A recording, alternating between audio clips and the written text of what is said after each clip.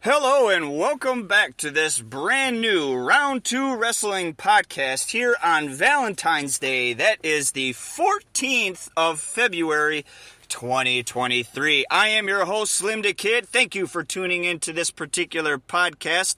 A lot of things happened in the last week or so. If you were in Southeast Michigan, I hope you caught Combat One Wrestling in Waterford, Michigan, because it was something to see and there was something for everyone.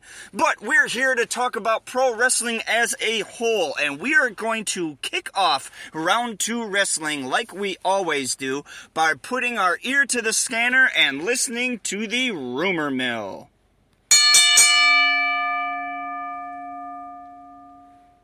All right. Impact Wrestling exercised an option on Deonna Purrazzo's contract, keeping the wrestler with Impact Wrestling for another year, and this information comes per PW Insider.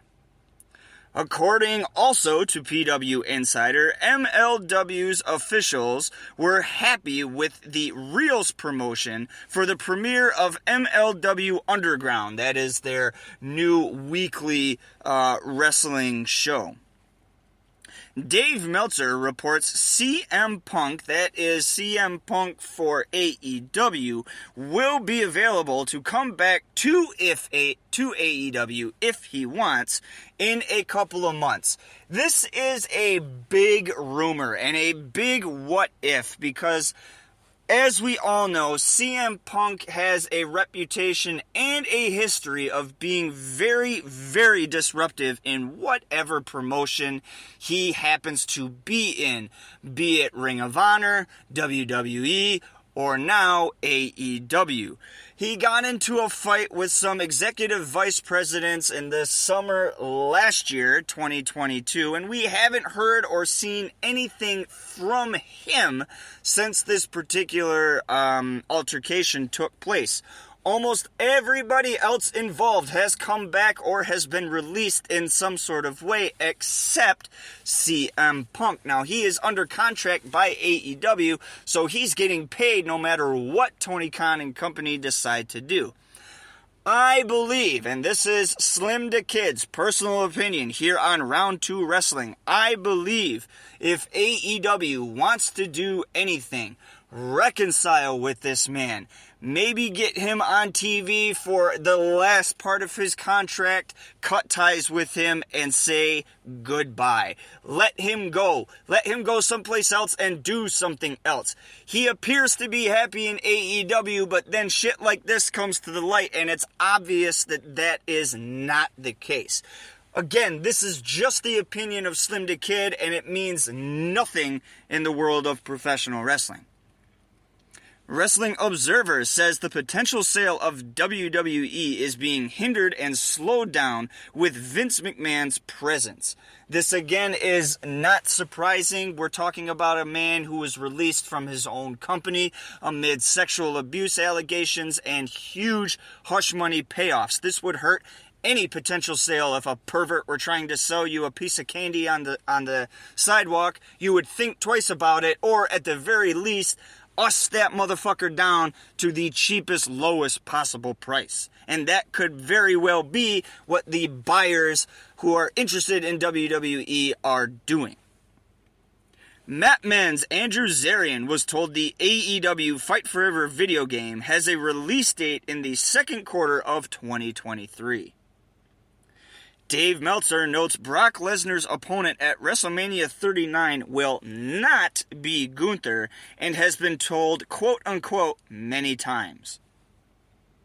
Former IWGP champion Jay White looking to return to the United States. His New Japan Pro Wrestling contract expired and no official signing to any promotion has been announced. On the Dan Le Batard show, AEW owner Tony Khan says WWE has tampered with contracts of AEW wrestlers and that there is a quote-unquote real war between AEW and WWE. This has been true ever since AEW's inception.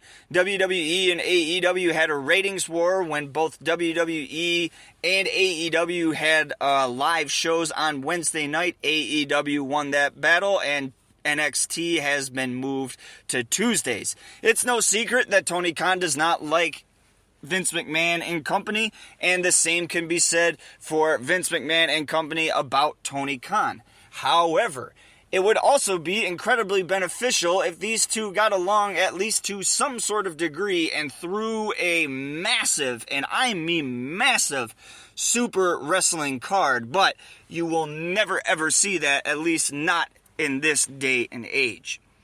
That is it with the rumor mill. We have enough to think about for the next week, but those are all question marks. They could be true, they might not be true.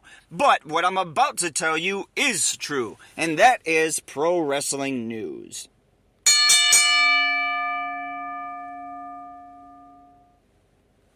Okay, WWE and 2K Sports announced the full roster for WWE's 2K23 video game.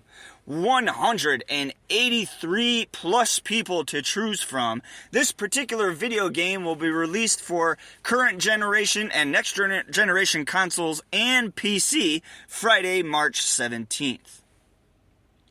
Fight TV and AEW announced they are still the only and best way to view AEW in Australia, New Zealand, and the Pacific Islands. AEW Plus is available on Fight TV for $6.99 a month if you live in that region of the world. PW Insider reports MLW National Openweight Champion Davey Richards is set to become a free agent in a few months. Richards has been with several other promotions such as Defy, PWG, NWA, and others. He will be a hot free agent for AEW and or WWE and or Impact to add to their roster. MLW's federal antitrust lawsuit against WWE was dropped and dismissed by Judge Edward Davila Monday in San Jose, California. EC3 has officially signed on with NWA. EC3, aka Alex Riley in WWE, has worked with Ring of Honor and TNA in the past. Thrillbilly Silas Mason officially signed on by the NWA. He made this announcement official on Twitter. I personally have worked many times with Thrillbilly Silas Mason, and this is excellent to hear. NWA definitely got quite a character and wrestler for its roster. PW Insider reports another lawsuit against WWE. Jackson Parsons is suing for $76,000 for pain and suffering and an additional $401,000 for future pain and suffering. A traffic accident back in July of 2019 alleges WWE employee Gayshan Thomas struck Parsons with a van while Parsons was on a bike. No official announcement or anything by WWE was released at the time of this broadcast. Okay, that is it for pro wrestling news. We are going to jump over to the title matches portion of Round 2 Wrestling. A couple different promotions in the world had pay-per-views, and we have those exclusive results for you, the listener, right here, right now.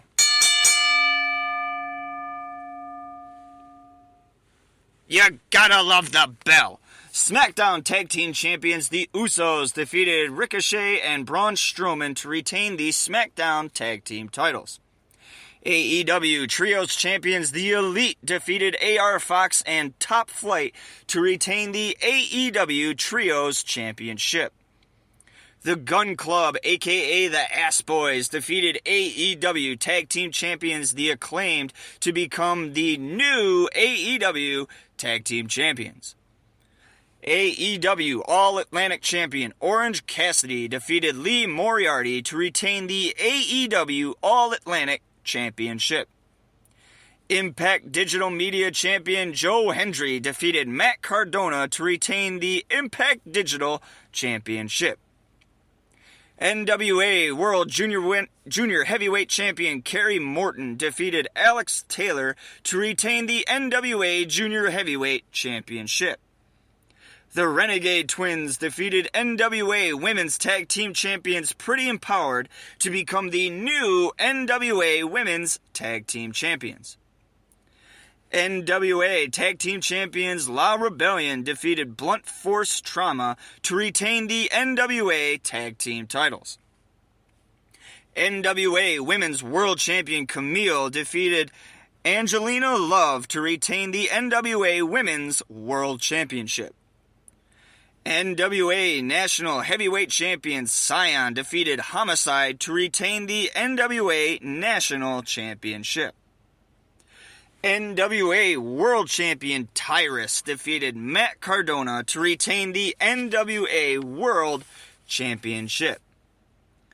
Ren Narita, El Desperado, and Minoru Suzuki defeated New Japan Pro Wrestling Never Six-Man Tag Team Champions House of Torture to become the new Never Six-Man Tag Team Champions. New Japan Pro Wrestling Never Openweight Champion Tama Tonga defeated El Phantasmo to retain the New Japan Pro Wrestling Never Openweight Championship. Sorry about that mouthful. IWGP World Heavyweight Champion Okada defeated Shingo Takagi to retain the IWGP World Championship. Alright, lots of gold across the world and across many promotions were defended this past week and weekend. We have another pay-per-view coming up this weekend. It is Impact's pay-per-view. Be sure to tune into your local provider for more information. We are at the end of round 2 wrestling, and we are going to conclude this particular podcast with the return of a producer and fan favorite. Did you know our little bits of information and facts about the pro wrestling world that you may or may not have known about? On last week's podcast, we said this particular section would be double the size of what it usually is. However, because of the large amount of title matches that took place this past week and weekend, this particular segment has been cut a little short, but something is better than nothing. So here we go with our Did You Know Wrestling Facts.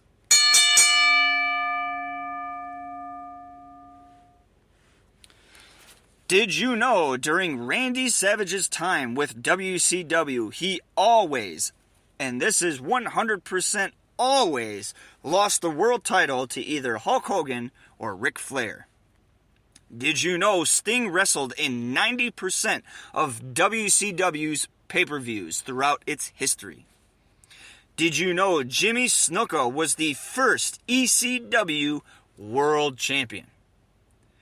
Did you know TNN didn't advertise ECW on its own network and signed WWF Monday Night Raw in 2000, effectively killing ECW? Did you know when a wrestler won an NWA title in the 1950s through the 1980s, a $5,000 to $10,000 deposit was made by the champion for the belt, ensuring the champion stayed with NWA? Did you know in 1998, due to ECW leaving the NWA, WWF and NWA formed an alliance and showcased the NWA champions on WWF TV? Alright, we are at the conclusion of this particular podcast of Round 2 Wrestling. Once again, I am SlimmDa KID, and I personally want to thank you for tuning into this podcast. Be sure to tune in next week when I bring you more news, more rumors, and more results from the world of professional wrestling.